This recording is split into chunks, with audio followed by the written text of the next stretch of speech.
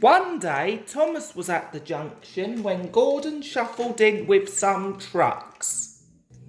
"Whew," remarked Thomas. "What a funny smell. Can you smell a smell?" "I can't smell a smell," said Annie and Clarabelle. "A funny musty sort of smell," said Thomas. "No one noticed it till you did," grunted Gordon. "It must be yours." "Annie, Clarabelle, do you know what I think it is?" whispered Thomas loudly. "It's ditch water." Gordon snorted, but before he could answer, Thomas puffed quickly away. Annie and Clarabelle could hardly believe their ears. "He's dreadfully rude. I feel quite ashamed. He's dreadfully rude," they twittered to each other. "You mustn't be rude. You make us ashamed," they kept telling Thomas. But Thomas didn't care a bit. That was funny, he chuckled. He felt very pleased with himself. Annie and Clarabelle were deeply shocked. They had a great respect for Gordon the big engine. Thomas left the coaches at the station and went to a mine for some trucks.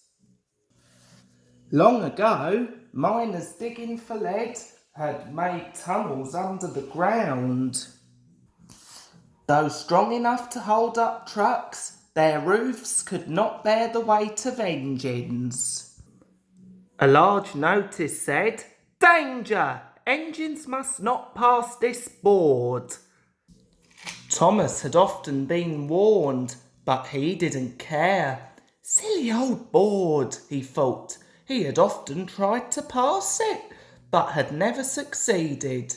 This morning he laughed as he puffed along. He had made a plan. He had to push empty trucks into one siding and pull out full ones from another. His driver stopped him and the fireman went to turn the points. "Come on," waved the fireman, and they started.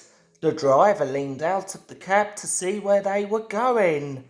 "Now," said Thomas to himself. And bumping the trucks fiercely, he jerked his driver off the footplate. "Hurrah!" laughed Thomas, and he followed the trucks into the siding. "Stupid old board," said Thomas as he passed it. There's no danger. His driver, unhurt, jumped up.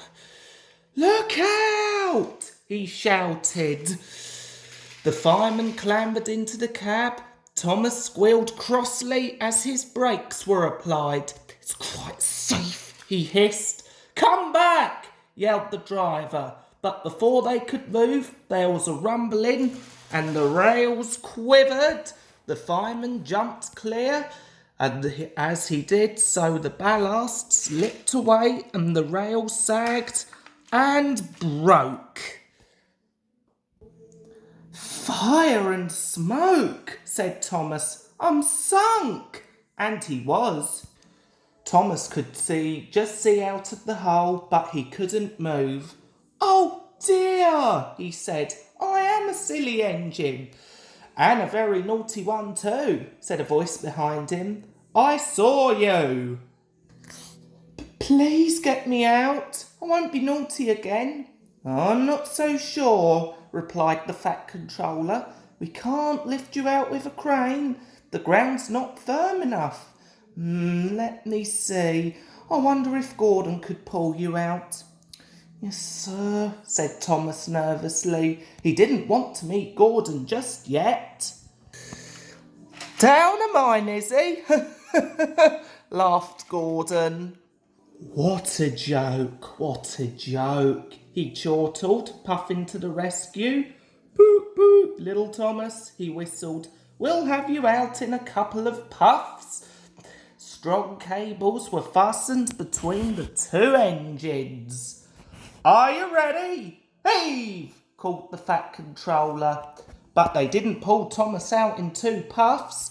Gordon was panting hard and nearly purple before he had dragged Thomas out of the hole and safely past the board. "I'm sorry I was cheeky," said Thomas. "That's all right, Thomas. You made me laugh. I like that." "I'm in disgrace," Gordon went on pathetically. "I feel very low." "I'm in disgrace too," said Thomas.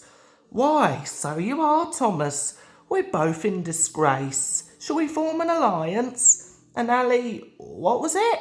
An alliance, Thomas. United we stand, together we fall," said Gordon grandly.